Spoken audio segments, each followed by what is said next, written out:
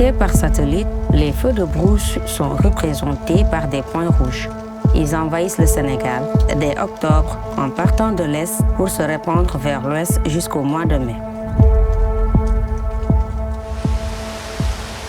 Le phénomène s'arrête pendant la saison des pluies, mais il se répète année après année.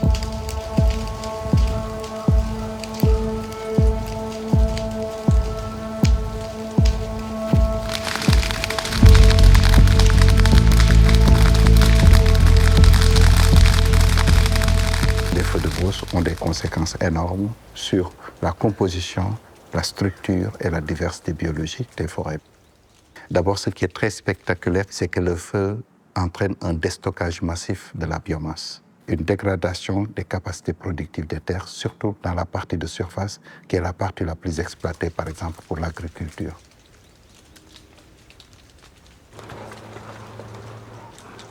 Il y a des conséquences qui sont indirectement liées à la forêt, qui sont liées au cycle biogéochimique, qui parle de feu de brousse, parle de perte de carbone. Et ce CO2 est un élément essentiel de la fertilisation du sol. Et dans la même lancée, nous perdons beaucoup de fertilisants, comme l'azote, comme le phosphore, qui sont des composés essentiels de la fertilité du sol. Donc les cycles biogéochimiques sont perturbés. Ce qui n'est pas suffisamment étudié, c'est le microclimat et le cycle de l'eau, qui est complètement perturbé à travers ces feux de brousse. Quand il y a feu de brousse, beaucoup d'eau est évaporée instantanément. Et ces feux de brousse est un accélérateur d'aridité. Ce qui n'est pas souvent dit, c'est l'effet indirect de ces feux de brousse sur la santé humaine. Parce que les poussières et cette fumée qui se dégage et qui peuvent exposer ces communautés à des niveaux de pollution élevés, c'est des mêmes natures de pollution que nous avons pour un citadin qui vit en contact avec les fumées qui proviennent des véhicules. Et c'est des maladies pulmonaires parfois qui sont liées à la poussière suie, qui sont liées à ces particules. Et cette déflagration de particules continue parce que quand il n'y a plus de végétation, les vents continuent à faire des rafales et à entraîner ces poussières-là auprès des populations. Ça, c'est des conséquences sur le plan humain. D'immenses surfaces sont touchées chaque année au Sénégal, un pays où la forêt se fait de plus en plus rare. Par année, nous mesurons des feux de brousse jusqu'à 300 000 hectares. D'autres années, ça descend jusqu'à 250 000 hectares. On a un battement à peu près entre ces deux intervalles. Mais 300 000 hectares de feux brûlés, ça ne veut pas dire 300 000 hectares de forêt perdue. Parce qu'il y a la capacité de régénération des écosystèmes qui font que, après chaque année de feu de brousse, quand vous revenez sur le même point, vous avez l'impression que tout a régénéré. Cette régénération apparente est en fait biaisée. Elle favorise certaines espèces qui résistent mieux au feu que d'autres et menace l'équilibre naturel de la forêt.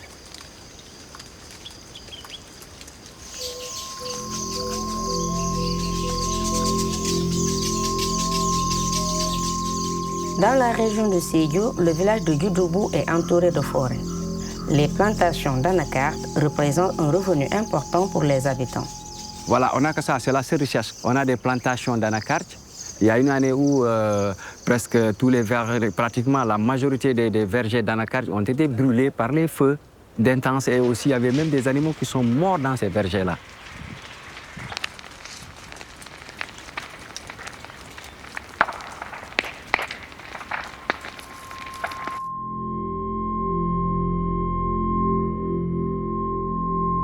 Voici 20 ans que Djoudoubou a subi un feu intense.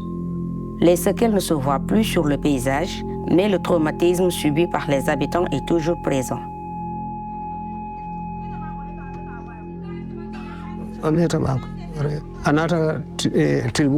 Le feu a commencé dans la journée. Il a brûlé tout le village. Les maisons en paille, tout. Les maisons en ciment ont brûlé aussi. Tout a brûlé. Le feu a ravagé le village entièrement.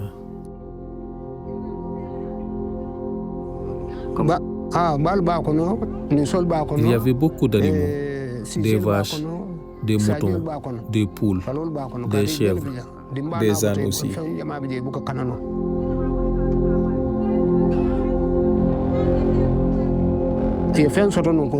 Avant, on était riche, maintenant, on n'a plus rien.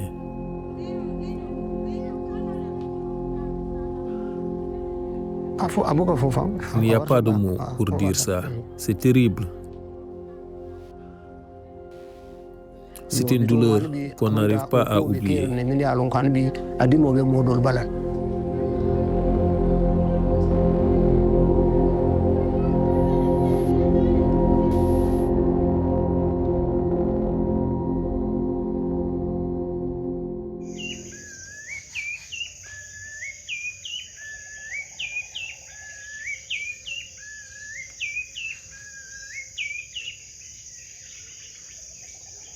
Les feux ont aussi des effets sur les espaces sauvages.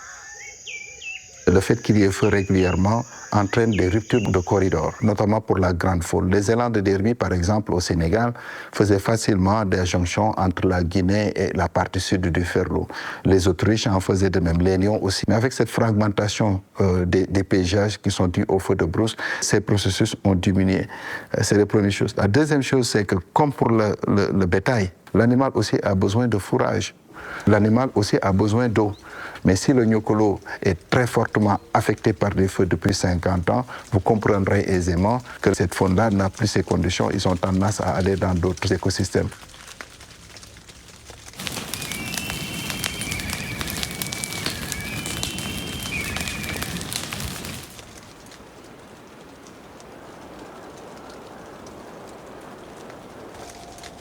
Malgré leurs lourdes conséquences, les feux de brousse sont presque toujours d'origine humaine.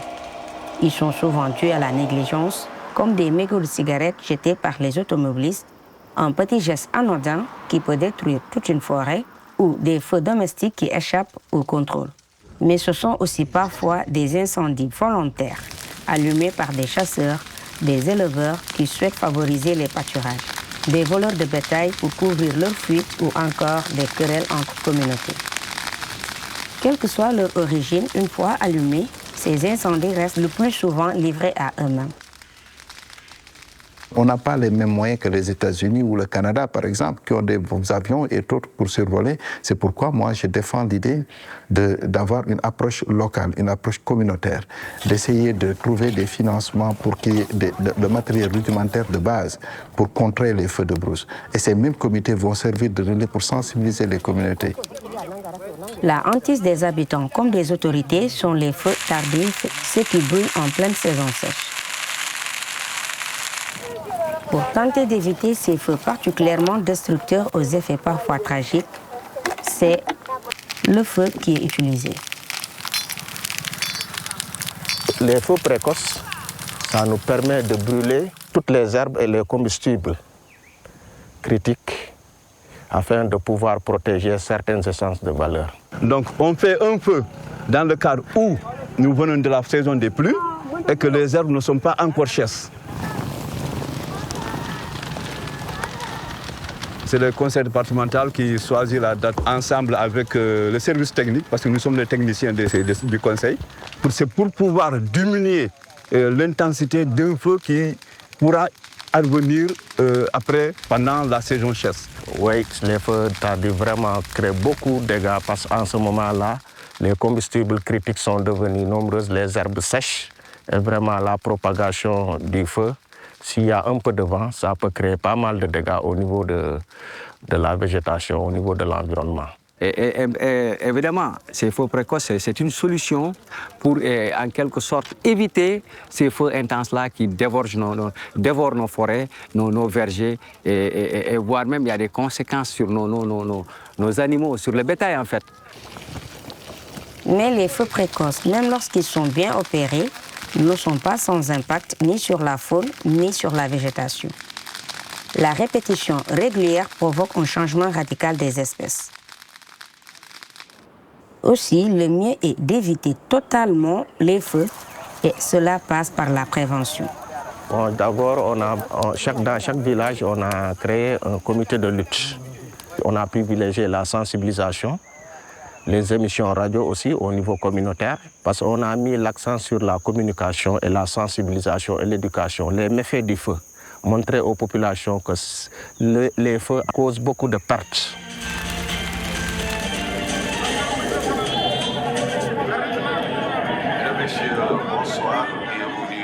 votre émission Parlons Environnement. Aujourd'hui, donc, nous allons recevoir le lieutenant Diop des Eaux et Forêts et nous parlerons essentiellement d'un phénomène très récurrent, les feux de brousse. Bonjour, moi je me présente d'abord, je suis le lieutenant Mamadou Diop, chef du secteur forestier de Goudomp. Aujourd'hui, nous sommes dans le cadre de la lutte contre les feux de brousse. La sensibilisation s'appuie aussi sur la législation. La loi sénégalaise est très sévère et prévoit de 3 à 5 ans de prison et jusqu'à 5 millions d'amendes pour un feu de brousse illégalement provoqué et jusqu'à 10 ans en cas de mort d'homme.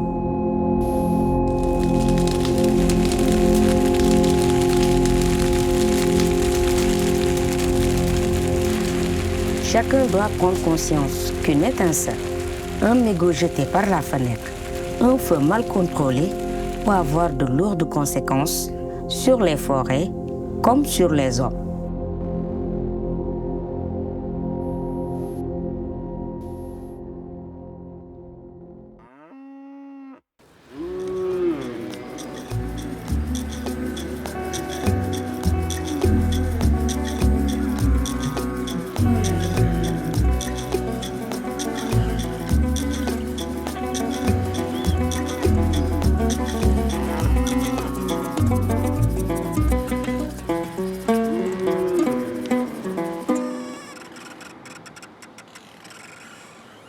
Au Sénégal, la terre souffre à cause des conditions climatiques.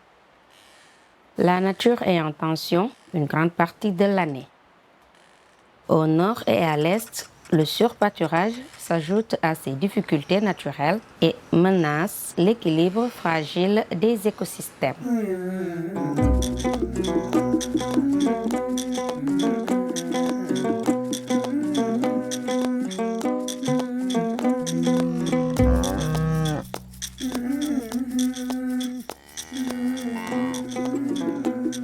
Trop d'animaux sur une même surface empêchent la régénération des plantes.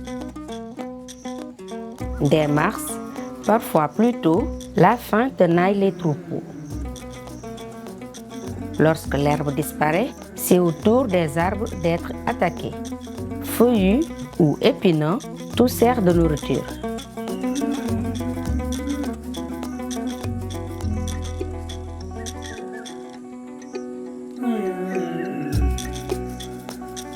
Puis vient le moment où les troupeaux doivent partir vers d'autres contrées plus accueillantes et c'est là que les conflits commencent.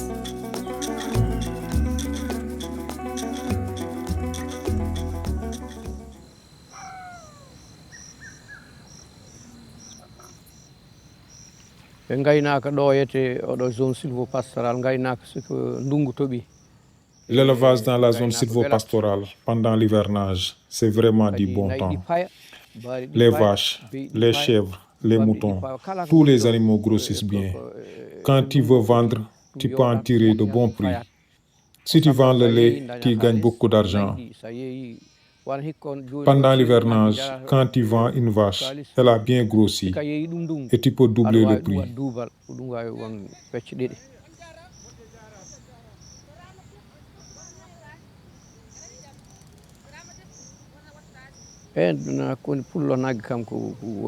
Entre les poules et les vaches, c'est une longue histoire. C'est comme des parents. Elles font partie de la famille.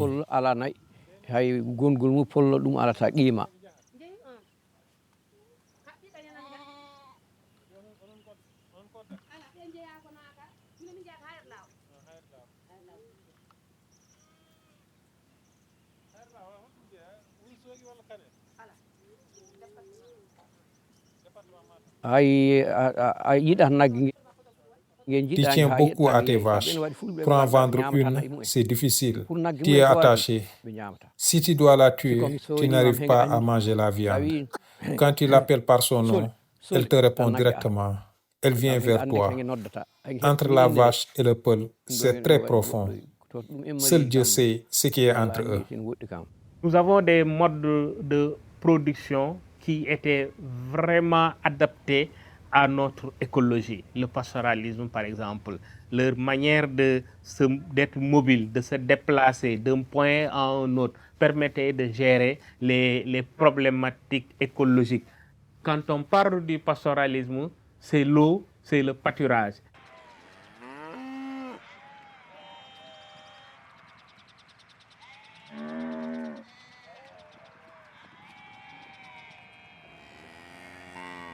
L'eau a longtemps été l'un des principaux facteurs limitants pour la taille des troupeaux.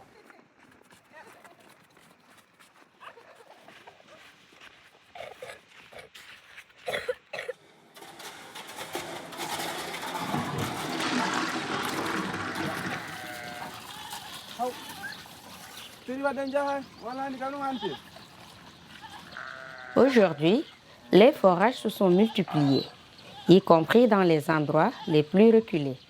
L'accès à l'eau n'est plus qu'une question de finances pour les éleveurs. Un autre facteur limitant était la situation sanitaire des troupeaux. Je pourrais dire qu'au Sénégal, on se porte très bien en matière de santé animale. D'abord, la vaccination du cheptel, chaque année, qui est annuelle. Nous prenons en compte l'ensemble des pathologies qui étaient censées être dévastatrices. Parce que la protection du cheptel est là. Nous n'avons plus ces grosses pandémies ou ces grosses épidémies qui déciment le troupeau.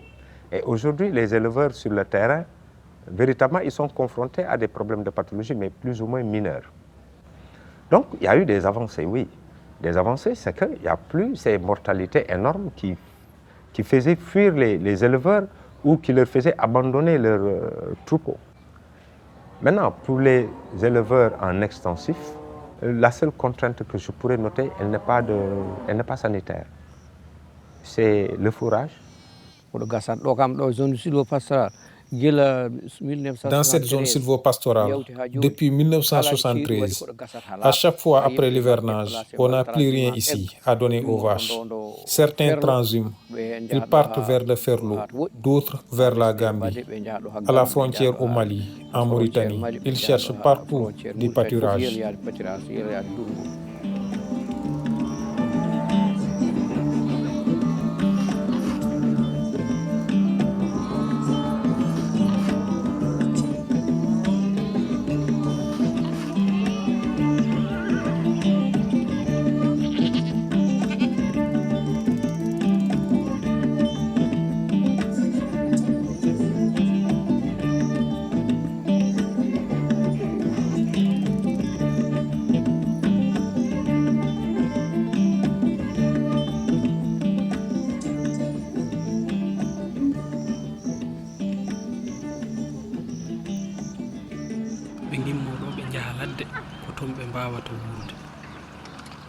dare seeɗa no min gurni gaye amen kala kadi dari ko ɗon min dawdo tani waɗi huuɗo no waɗi ndiyam min keeɓi toon min jooɗo ɓe heddeɓe ɗon e tampat hedde nayi capanɗe joyi tan hanti haɗa wadda hen haɗa jamna. Ceux qui restent ici sont très fatigués. Ceux qui ont moins de 50 vaches peuvent rester ici. Mais si tu en as davantage, tu n'as pas le choix. Tu es obligé de partir. Quand tu choisis de rester, tu dois acheter du foin, tu dois acheter de l'aliment du bétail. Tout ça est très cher. Ça vient du Mali. C'est cher, mais on ne peut pas faire autrement. Quand tu fais le choix de rester, après, tu ne peux plus partir transhumer. C'est très loin. Le Ferlo, c'est loin. Le ranch de Doli, c'est très loin. Les vaches ne peuvent plus marcher aussi loin. Elles n'ont plus la force de marcher autant. Vraiment, c'est difficile.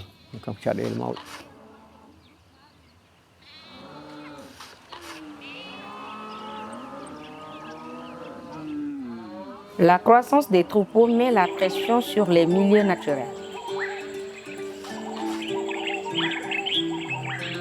Dans la réserve de Koeli Alpha, où l'on protège les oryx, la différence entre l'intérieur préservé et l'extérieur surpâturé est flagrante, même à l'apogée de la saison sèche. Le surpâturage est un phénomène assez important dans le pays parce que les zones concernées ont une certaine capacité de charge pour permettre aux animaux de pouvoir utiliser les ressources végétales qui y sont. Surtout quand vous allez dans la zone sylvopastorale, à certains moments de l'année, on y retrouve des moments où il y a des vents de sable énormes parce que l'arbre qui permettait de limiter la vitesse du vent a disparu. ce qui favorise l'accélération des vitesses de vent. Et comme les sols n'ont plus le végétal pour retenir le sol, cela crée des phénomènes érosifs, des vents de sable. À cause du surpâturage, à cause de l'avancée du front agricole, la capacité de charge de ces espaces-là sont largement dépassées. Le surpâturage a aussi des conséquences dramatiques sur la biodiversité, victime silencieuse de ce phénomène. Autrefois répandue, l'autruche est au bord de l'extinction. D'autres espèces animales subissent la concurrence et le dérangement des troupeaux et de leurs bergers. De nombreuses espèces d'arbres et de plantes ne parviennent plus à repousser.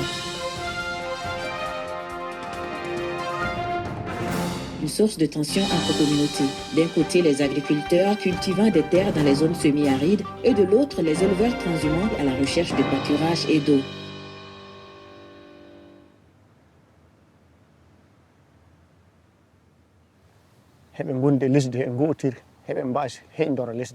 Éleveurs et agriculteurs, nous partageons le même espace, mais ils ne tolèrent rien venant des éleveurs.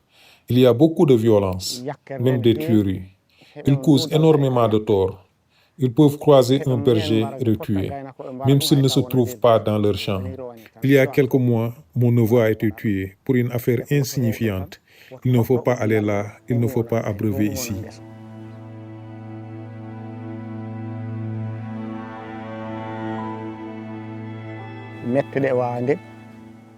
Nous avons ressenti une énorme tristesse et un profond sentiment d'impuissance.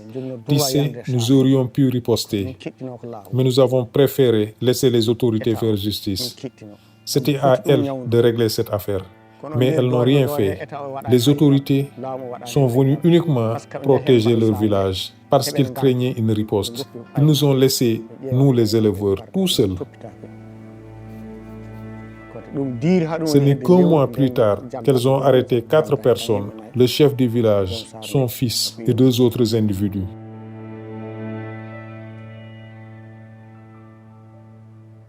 Du côté des agriculteurs, les plaintes sont tout aussi nombreuses.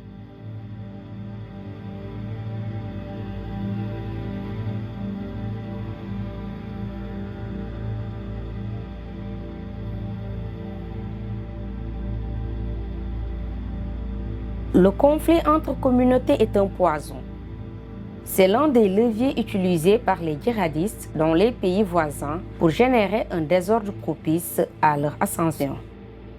La menace ne paraît peut-être pas imminente au Sénégal, mais il est prudent d'anticiper en créant un véritable dialogue entre communautés. C'est pourquoi l'État sénégalais a promulgué un code pastoral en 2023 qui établit des règles pour chacune des parties. Il a aussi créé des comités de médiation sous l'égide du ministère de l'Agriculture. Malheureusement, ces comités ne sont que trop rarement réunis et presque toujours après des incidents violents qui empêchent un dialogue serein.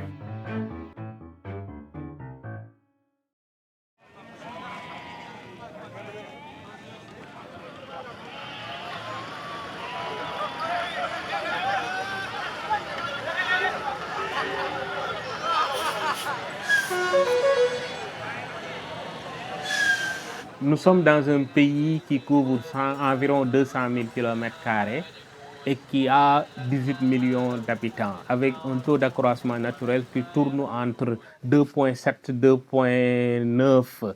Ce qui veut dire qu'on a un doublement de la population tous les 27 ans. D'ici 27 ans, on aura 36 millions de Sénégalais, sans pour autant pouvoir augmenter les frontières, les limites du Sénégal. On est encore très dépendant des importations. On couvre environ 30% des besoins du pays. Donc je pense que nous devons véritablement activer un mécanisme de gestion du fourrage à l'échelle nationale et véritablement aider les éleveurs à pouvoir disposer de ce fourrage jusqu'à certains moments et ce qui pourrait nous aider. Mais éduquer aussi les éleveurs à pouvoir aller chercher ce fourrage, à le conserver et à le valoriser. Parce que nous avons beaucoup de feux de brousse et beaucoup de fourrages qui s'en vont comme ça. Voilà. Il faut que les éleveurs apprennent à aller chercher du fourrage, à le conserver pour en faire bénéficier à leurs animaux. Il va falloir être assez imaginatif et innovant il va falloir avoir des actions de gestion durable des terres, des actions de conservation des sols pour arriver à ce que ces sols-là puissent se régénérer. Et c'est un peu à l'image de la Grande Muraille Verte, ce qui a été pensé pour faire de cette bande-là une bande régénérée où il y a du végétal. Il va falloir qu'on fasse cela à l'échelle du pays. Je suis journaliste et je suis un observateur de la situation au Sénégal, mais en particulier en Casamance et dans les pays frontaliers comme la Gambie et la Guinée-Bissau. Donc j'ai un œil sur toutes ces zones depuis plus de 40 ans maintenant. La terre est très fatiguée. Je pense que le terme wolof qui s'y est le plus, c'est toroxal suuf. C'est à l'image d'une personne qu'on surexploite, qu'on maltraite. Et le terme s'y est parfaitement et montre un peu cette forte pression sur la terre. Aujourd'hui, cette terre-là a été tellement exploitée qu'elle ne répond plus. Donc, Toroxal Souf, oui, il y a aussi cette forte démographie qu'on ne parvient pas à contrôler. Moi, je dis souvent que le problème de l'Afrique, c'est sa démographie. Parce que voilà, il y a beaucoup plus de monde, il y a peu d'espace, il y a peu de ressources. Souvent, ça amène des conflits parce qu'il n'y a pas, in fine, un plan ou bien des actions qui sont entreprises pour justement permettre de corriger tout cela. Donc, on semble aller de mal en pis et la terre en souffre, l'environnement en souffre. Et j'ajouterai au tableau également le phénomène des feux de brousse. D'ail en Wolof, qui font d'énormes dégâts. Donc voilà un tout qui montre qu'effectivement la terre est malade, elle est trop exploitée, Toroxal Souf, et il va falloir corriger tout cela.